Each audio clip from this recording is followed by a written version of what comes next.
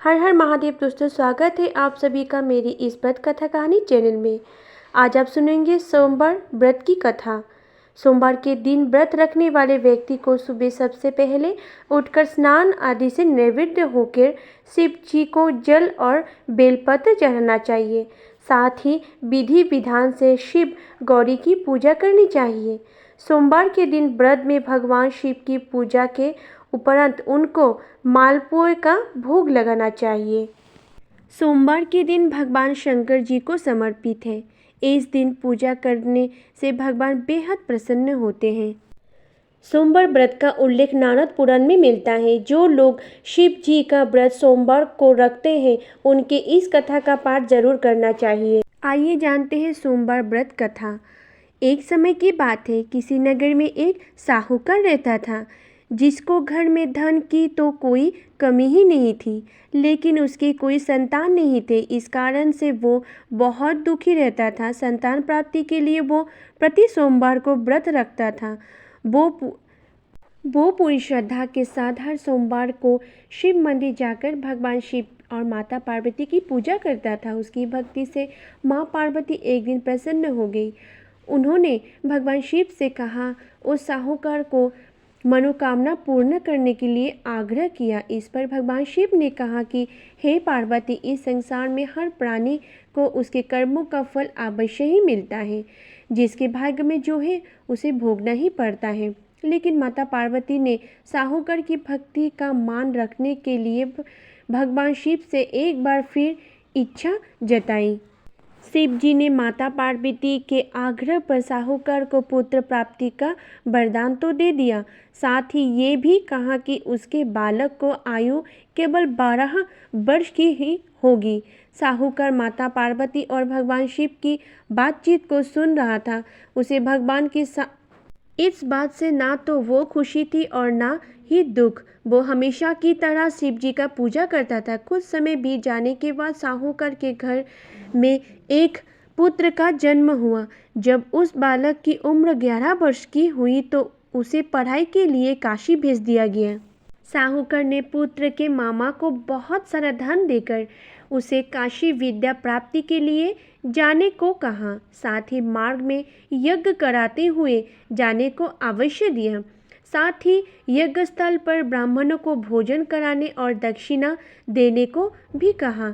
दोनों मामा भांजे साहूकार के निर्देश अनुसार यज्ञ करता हुआ ब्राह्मणों को दान दक्षिणा देते हुए काशी को चल पड़ा। रात में एक नगर पड़ा जहाँ किसी राजा का कन्या का विवाह हो रहा था, लेकिन जिस राजकुमार से उसका विवाह होने वाला था वो एक आँख से काना था। राजकुमार के पिता ने अपने पुत्र के काना होने के बात को छुपाने के लिए एक चाल रची। साहूकार के पुत्र को देखकर उसने सोचा क्यों ना इस लड़की को दुल्हा बनाकर राजकुमारी से विवाह करा दूंगा। विवाह के बाद उसको धन देकर विदा कर दूंगा, फिर राजकुमारी को अपनी नगर में ले जाऊंगा। इसी तरह वो साहूकार लड़के को दूल्हे के वस्त्र पहनाकर राजकुमारी से विवाह करा दिया। लेकिन इस साहूकार का पुत्र ईमानदार था। उसे यह बात अच्छी नहीं लगी। उसने मौका मिलते ही राजकुमारी की चुन्नी के पल्ले पर लिख दिया कि तुम्हारा विवाह तो मेरे साथ हुआ है, लेकिन जिस राजकुमार के साथ तुम्हारा भेजा जाएगा वो एक आँख से काना है। मैंने तो काशी पढ़ने जा रही हूँ। जब राजकुमारी ने चूर्णी पर लिखी बात पढ़ी तो उसने अपनी माता पिता को यह बात बताई। फिर राजा ने अपनी पुत्री को विदा नहीं किया। बारात को वापस लौटा दिया गया। दूसरी ओर मामा के साथ साहूकार का पुत्र काशी पहुंचा। वो जगह जाकर उन्होंने यज्ञ किया। जब लड़के की आयु 12 साल हुई उस दिन यज्ञ रखा गया। लड़के ने इस दौरान अपने मामा से कहा कि मेरे तबीयत कुछ ठीक नहीं लग रहा है। मामा ने उसे अंदर जाकर सो जाने को कहा। शिव जी का वरदान के अनुसार कुछ ही देर में उस बालक का प्राण निकल गया। भांजी को मृत देख उसके मामा ने विलाप से शुरू हो गया। संयोगवश उसी समय शिवाजी और माता पार्वती उधर से गुजर रहे थे। पार्वती ने भगवान से कहा, स्वामी, मुझे इसके रोने के स्वर सहन नहीं हो रहा है। कृपया आप इस व्यक्ति को कष्ट को दूर करें। जब शिवाजी उस मृत बालक से समीप गए तो बोले कि यह उसी साहूकर का पुत्र है जिसे मैंने 12 वर्ष की आयु का वरदान दिया है।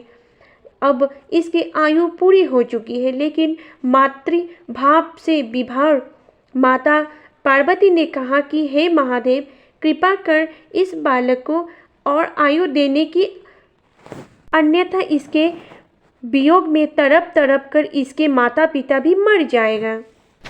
माता पार्वती के इतने आग्रह पर भगवान शिव ने बालक को जीवित होने का वरदान दिया। शिव जी की कृपा से उस लड़के का पूर्ण जन्म हुआ। इस तरह शिक्षा समाप्त कर लड़का मामा के साथ अपने नगर की ओर वापस निकल पड़ा। दोनों साथ चलते हुए उसी नगर में पहुँचे जहाँ लड़के का विवाह हुआ था। राजा ने लड़के को वहाँ पहुँचते ही पहचान लिया। फिर महल में ले जाकर उसकी खूब खातिरदारी की और अपनी पुत्री की विदाई दिया। इधर भूखे प्यासे रहकर साहूकार और उसकी पत्नी अपने बेटे की प्रतीक्षा कर रहे थे। उन्होंने अपने बेटे की मृत्यु का समाचार मिलने पर स्वयं प्राण त्याग देने का प्रण कर रहा था, परंतु अपने बेटे को जीवित होने का समाचार पाकर वो बेहद प्रसन्न थे। उसी रात भगवान शिव ने साहूकार को स्वप्न में कहा आकर, हे श्रेष्ठ, मैंने तेरे सोमवार के व्रत करने का और व्रत कथा सुनने से प्रसन्न होकर तेरे पुत्र को लंबी आयु का वरदान दिया है। सुनिए भगवान शिव जी की आरती। जय शिव ओमकारा, स्वामी जय शिव ओमकारा, ब्रह्मा विष्णु सदा शिव अर्धांगी धारा। ओम जय शिव ओमकारा, एकनन चतुरानन पंचानन राजे, हंसानन गुरुदासन विषवाहन साजे। ओम जय शिव ओमकारा, दो भुज चार चतुर्भुज 10 भुज अति सोहे, त्रिगुण रूप निरखता त्रिभुवन जन मोहे। ओम जय शिव ओमकारा, अक्षमाला बनमाला रुद्रमाला धारी, चंदन मृग मद सोहे भले शशि धारी। ओम जय शिव ओमकारा, श्रीतांबर पीतांबर बाघे बंबर अंगे, सनकादित्य गुरुनादिक भूतादिक संगे। ओम जय शिव ओमकारा, करके मध्य कमुंडल चक्र त्रिशूल धारा, जग करता जग भरता जग संहार करता।